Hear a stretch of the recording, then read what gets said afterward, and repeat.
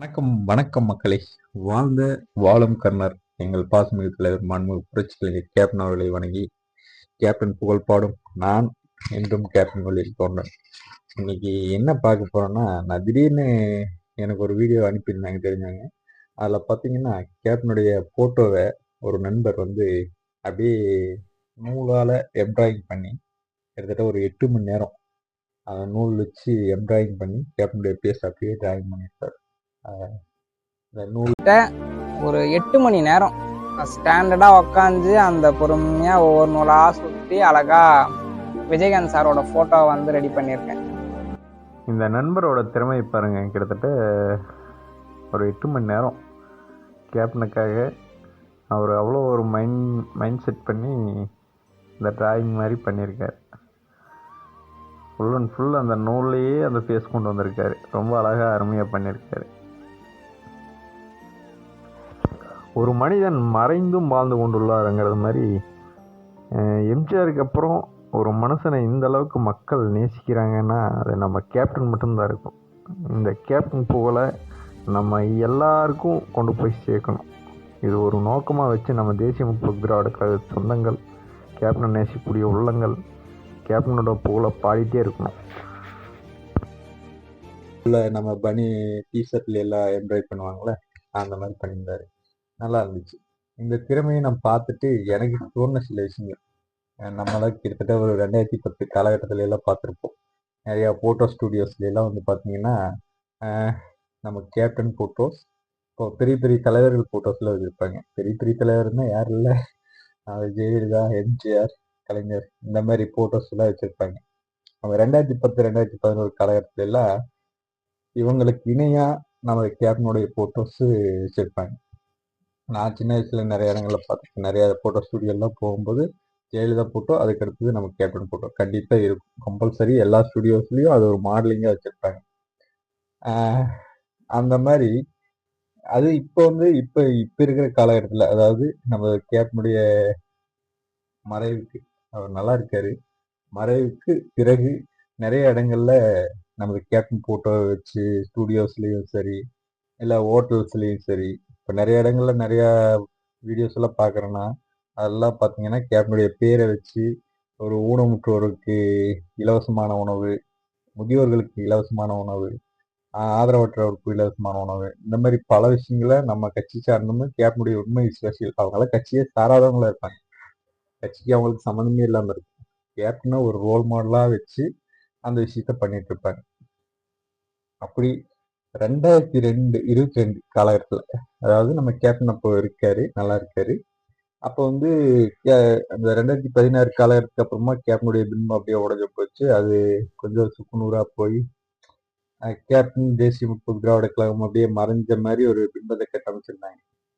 அதுக்கப்புறமா அந்த ஸ்டூடியோஸ்ல எல்லாம் நான் அதை பார்க்கறது கொஞ்சம் தவிர்த்துச்சு. அதாவது கேப்டனுடைய ஃபோட்டோஸ் வந்து பார்க்கறது கொஞ்சம் தவிர்த்துட்டேன். அதிகமாக காணோங்கிற மாதிரி ஃபீல் பண்ணேன். 2022 காலகட்டத்தில் ஒரு ஃபோட்டோ ஸ்டூடியோவில் வந்து என்னுடைய தங்கச்சி அவங்க வந்து ஃபோட்டோ வந்து கேப்டனுடைய ஃபோட்டோ வேணும்னு சொல்லிட்டு ஆர்டர் கொடுக்குறாங்க. அதுக்கு கிட்டத்தட்ட ஒரு 700 ரூபா அந்த ஃபோட்டோஸ். அதை ஆர்டர் கொடுத்து அவங்க ஒரு 2 நாள் டைம் கேட்டு அந்த ஃபோட்டோவை ரெடி பண்ணி கொடுத்தாங்க. அந்த ஃபோட்டோவை நாங்கள் வாங்கிட்டோம். அதுக்கு ஒரு 2 நாள் கழிச்சு அந்த ஸ்டூடியோ பக்கம் போகும்போது கேப்டனுடைய ஃபோட்டோஸ் அப்படியே அந்த எந்த ஃபோட்டோ நாங்கள் வாங்கினோமோ அது என் மூஞ்சி மட்டும் இல்லை, கேப்டனுடைய மூஞ்சி வச்சு அப்படியே மாடலிங் மாதிரி வச்சுருக்காங்க. இதை வந்து நான் 2022 காலகட்டத்திலேயே என் குரூப்பில் போட்டேன். இந்த மாதிரி ஒரு ஸ்டுடியோவில் நம்ம முன்னெல்லாம் பார்த்துருப்போம், நிறைய ஸ்டுடியோவில் நம்ம கேபின் ஃபோட்டோ இருந்துச்சு. இப்போ சமீப காலமாக அது கொஞ்சம் குறைஞ்சிருக்கு. இப்போ அது மறுபடியும் ஒரு ஸ்டுடியோவில் இந்த மாதிரி மாடலிங் வச்சுருக்காங்க அப்படின்னு நான் சொல்லி போட்டுருந்தேன். அது எனக்கு ஏன்னா, நான் இப்போ சமீபத்துலேயும் கூட இந்த வாரம் கூட நான் கேப்டனுடைய டிசம்பர் 28க்கு ஃபோட்டோ வைக்கணுங்கிற காரணத்துக்காக ஒரு ஃபோட்டோ ஸ்டுடியோவில் ஃபோட்டோ கேட்க போனேன். அந்த ஸ்டுடியோக்காரங்க சொன்ன விஷயம், அதாவது இப்போ இந்த தலைவர்கள் ஃபோட்டோலாம் வச்சிருக்கேன்ப்பா, அதில் அதிகமாக சேலான ஒரு ஃபோட்டோன்னா நம்ம கேப்டன் ஃபோட்டோ. அவருக்கு கேப்டனுக்கு சம்மந்தமே இல்லை. அவர் சொன்ன வார்த்தை, கேப்டன் ஃபோட்டோ தான் அதிகமாக போயிருக்கு அப்படின்னு சொல்லிட்டு. இது நான் சொல்றது ஒரு மிகைப்படுத்தலாக கூட இருக்கும், ஆனால் இது உண்மை. நான் வந்து கேப்டன் ரசிகன்ங்கிறதுனால ஏதோ சொல்லணும்னுலாம் சொல்ல, இது என் கண்ணால் பார்த்தது.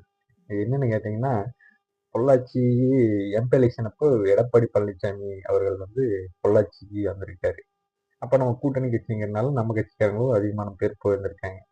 அப்போ வந்து பாத்தீங்கன்னா, இந்த சாலை தெருவோர வியாபாரிகள் அப்படின்னு சொல்லிட்டு இப்போ ஒரு ஏதாவது மீட்டிங் அது இதுன்னு போட்டா, அங்க அந்த கட்சி துண்டு சேல் பண்றது, புக்கு இந்த மாதிரி கேப்டன் போட்டோஸு, அம்மா போட்டோஸு இந்த மாதிரி சேல் பண்றதுக்கெல்லாம் நிறைய பேர் இருப்பாங்கல்ல.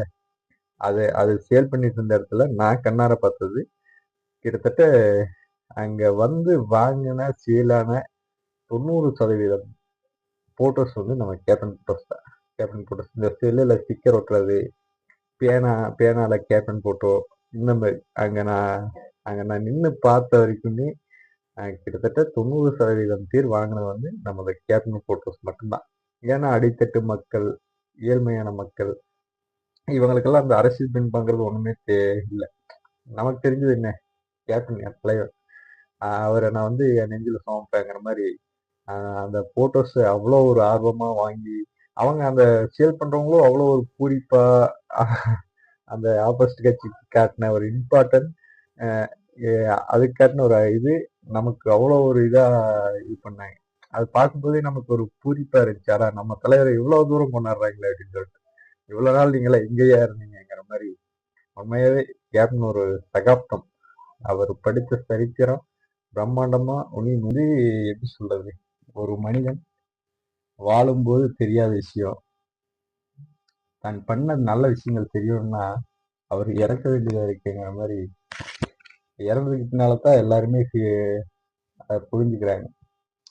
இது எவ்வளவு பெரிய நல்லவர் அப்படிங்கிற மாதிரி இது ஷேர் பண்ணணும்னு தோணுச்சு. அதே சமயம் அந்த நண்பர் அந்த வீடியோ சூப்பர் பண்ணியிருந்தார். அந்த போட்டோஸ் கேப்டனுடைய போட்டோஸ் வந்து ரொம்ப அருமையா பண்ணியிருந்தார். அதை வந்து உங்களுக்கு சொல்லணும்னு ஆசைப்பட்டேன், சொல்லியிருக்கேன். நன்றி வணக்கம். நான் என்றும் கேப்டன் தொண்டன். நன்றி வணக்கம்.